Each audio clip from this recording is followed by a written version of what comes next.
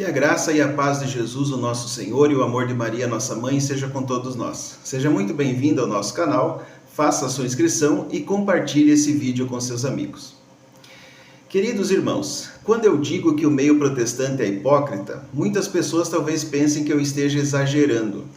Mas até mesmo a linguagem é diferente para cada ambiente. Em frente às câmeras ou com o microfone, a linguagem é pura, é casta, é adequada, mas no privado a situação é bem diferente. A Bíblia nos diz, na carta aos Efésios, capítulo 4, versículo 29, não saia da vossa boca nenhuma palavra torpe, mas apenas a que for boa para a edificação conforme a necessidade, a fim de que ela conceda graça aos que a ouvem. Também nós podemos ver na primeira carta de São Pedro, capítulo 3, versículo 10. Pois quem quer amar a vida e ver dias felizes, refreie a língua do mal e evite que seus lábios falem dolosamente.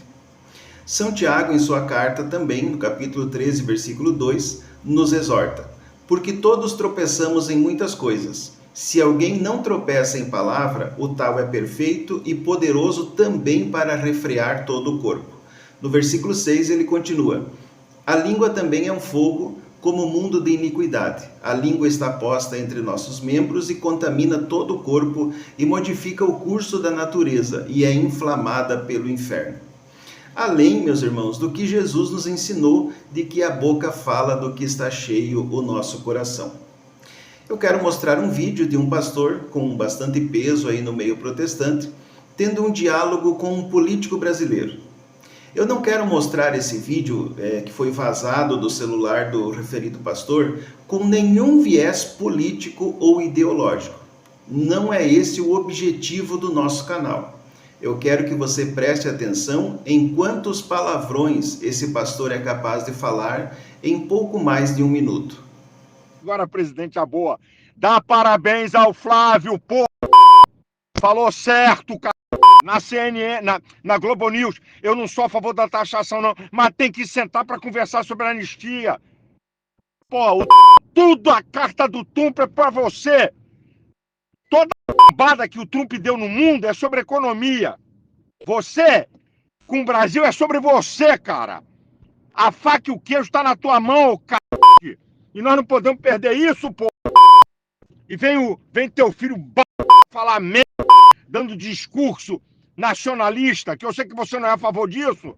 Dele uns cara, mandei um áudio pra ele de arromba e disse pra ele: a próxima que tu fizer, eu gravo um vídeo e te arrebento. Falei pro Eduardo, vai pro meio de um cara, pô.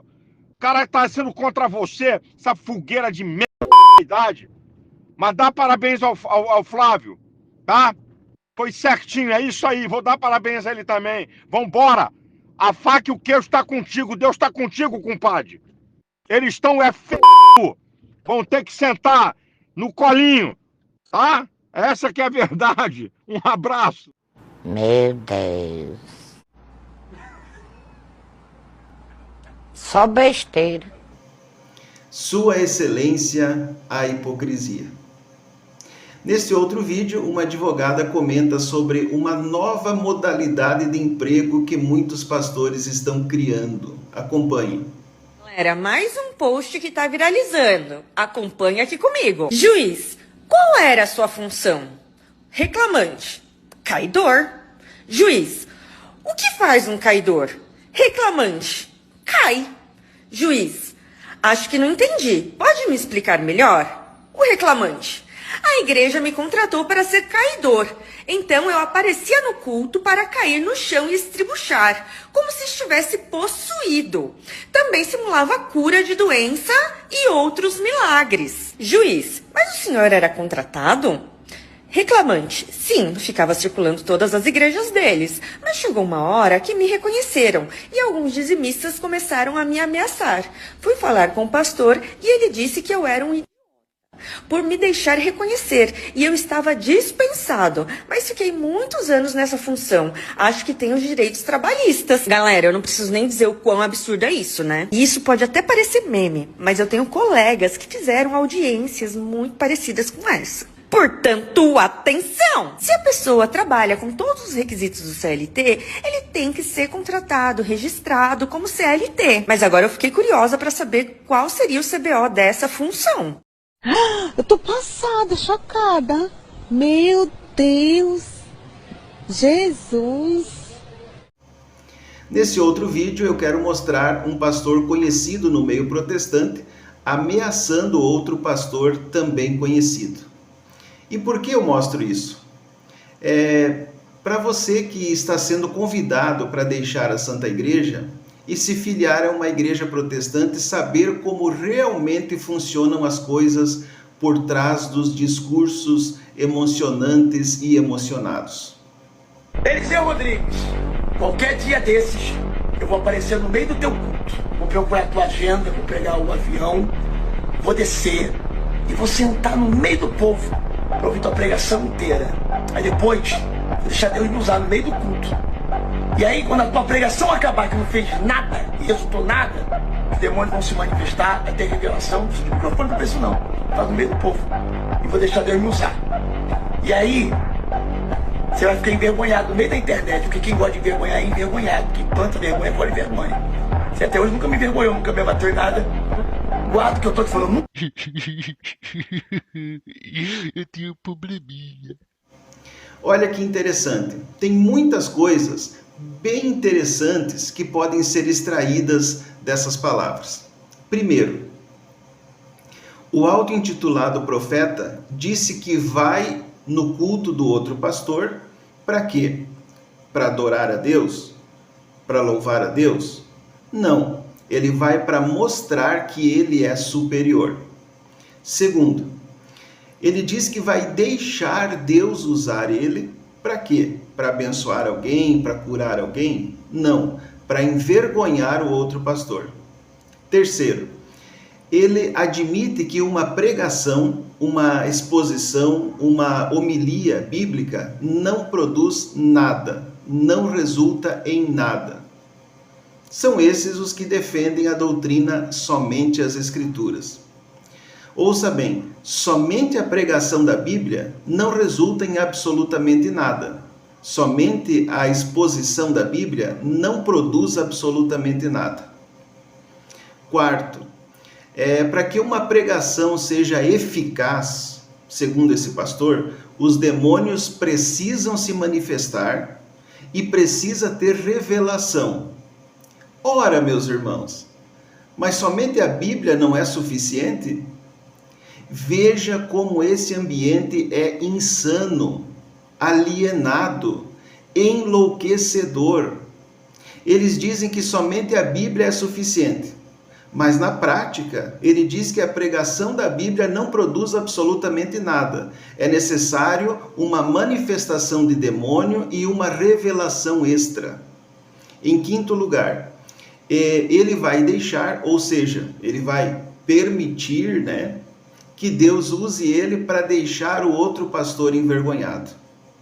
Enquanto São Paulo apóstolo ensina em suas cartas que os dons eles são para edificação da igreja, para os pastores protestantes os dons são para envergonhar os outros pastores que eles consideram inferiores porque não manifestam demônios e não fazem revelamentos.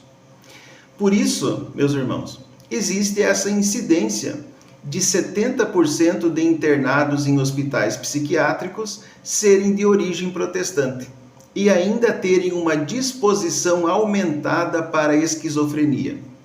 Porque num ambiente desses, qualquer mente saudável adoece. Qualquer mente brilhante vira uma ameba, vira uma forma de vida unicelular. Mas, mudando de assunto, vamos então para mais um testemunho de conversão para a Santa Igreja Católica Apostólica Romana.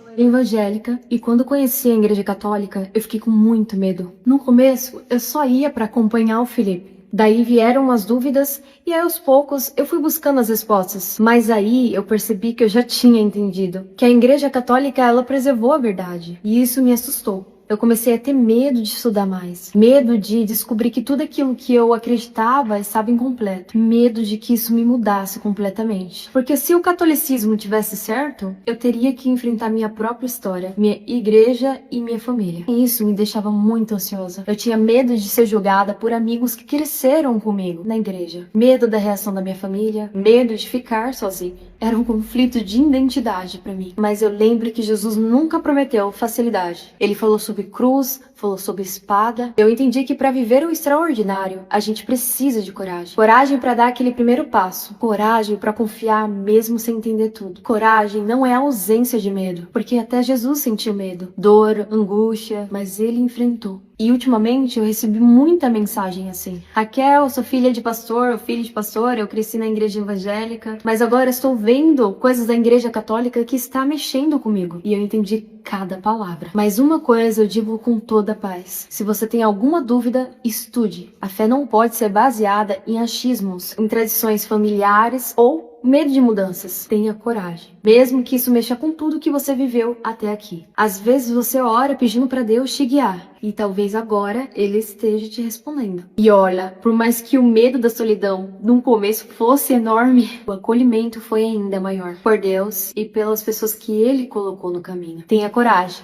porque quem caminha na fé nunca caminha sozinho. Que com essas palavras você tenha um dia abençoado, um dia repleto da graça de Deus, é o desejo do meu coração, no nome do nosso Senhor Jesus Cristo.